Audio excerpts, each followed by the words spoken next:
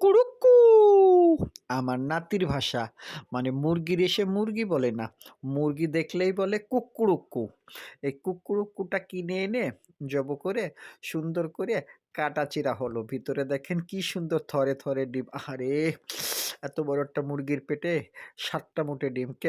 ৭০ টা হতে পারল না? হয় না রে ভাই, হয় না। যেরকম চাবেন সেরকম হবে না।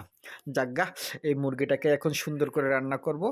মুরগিটার ভিতরে যত প্রকার মসলা আছে, আদা বাটা, রসুন বাটা, জিরে বাটা, ধনিয়া বাটা, শুকনো মরিচের গুঁড়া, গরম মসলা, দারচিনি, লবঙ্গ, এলাচ সব কিছুই দিয়ে দিছি। কিছু ইসের রেডিমিক্স মশলাও দিয়ে দিলাম। এখন হাত দিয়ে সুন্দর করে একটু মাখাবো।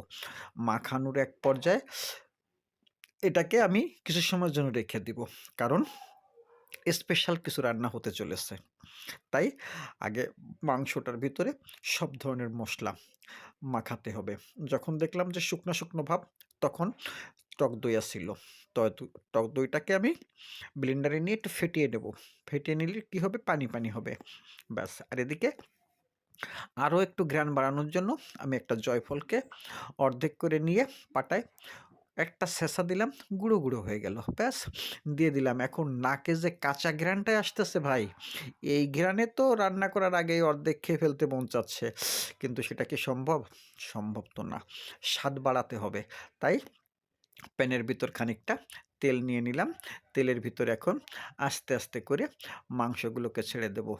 যেহেতু শক্ত মুরগি, ভালো করে ভেজে নিতে হবে। তারপরে সুন্দর করে কষাতে হবে। তাহলেই কিন্তু এই মাংস খেতে মজা হবে। এখন কথা হলো কি বন্ধুরা, সব অঞ্চলের রান্না কিন্তু এক সিস্টেমে না। দেখুন এখানে আমি যা কিছু মসলা রেডি করেছিলাম সব একসঙ্গেই মাংসের ভিতর দিয়ে তারপর একটু তেল গরম করেই তার ভিতরে মাংস দিয়ে দিলাম। আপনার অঞ্চলে মুরগির মাংস শক্তটা, ব্রয়লার না কিন্তু। কিভাবে রান্না হয়? আপনার প্রসেসটা আমি একটু শিখতে চাই।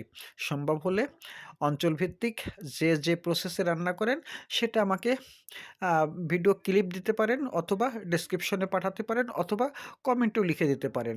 আমি আপনার যে আঞ্চলিক রান্নার স্টাইল সেটা শিখে আমি একটু রান্না করে খেয়ে দেখতে চাই। অথবা যদি পারেন আমাকে একবার দাওয়াত দিবেন। আমি চলে আসবো একে দৌড়ে। কিছু পুদিনা পাতা, ধনের পাতাও আনছি আরও একটু ঘ্রাণ বাড়ানোর জন্য। কিছু টমেটো কুচিও দিয়ে দিচ্ছি। সবকিছু মিলে আজকের মাংস রান্নাটা, শীতের সিজন তো, স্পেশাল মানে সুপার স্পেশাল হবে। এরপরে কিন্তু আপনাকে সারপ্রাইজ দেব ২য় ভিডিওতে। এই ভিডিওর ২-৩টে পর্ব আছে। ১ম পর্ব আপনাদেরকে মাংস রান্নাটা পরিপূর্ণভাবে দেখাচ্ছি। এই মাংস রান্না শেষ হওয়ার পরে ৩য়, ২য় পর্বে কি আছে চমক, সে চমকের অপেক্ষায় থাকেন। একবার সিদ্ধান্ত নিলাম মুরগিটারে কষাইয়ে রুটি দিয়ে খাবো। সিদ্ধান্ত পরিবর্তন করছি। কি পরিবর্তন করছি সেটা দেখতে হলে অবশ্যই আমার পরবর্তী ভিডিও দেখতে হবে, এবং এই ভিডিওতে সুন্দর কিছু কমেন্ট আপনাদের কাছ থেকে আশা করতেই পারি। কারণ এত সুন্দর আয়োজনে যদি সুন্দর কমেন্টস না আসে তাহলে তো মনটাই খারাপ হয়ে যায়।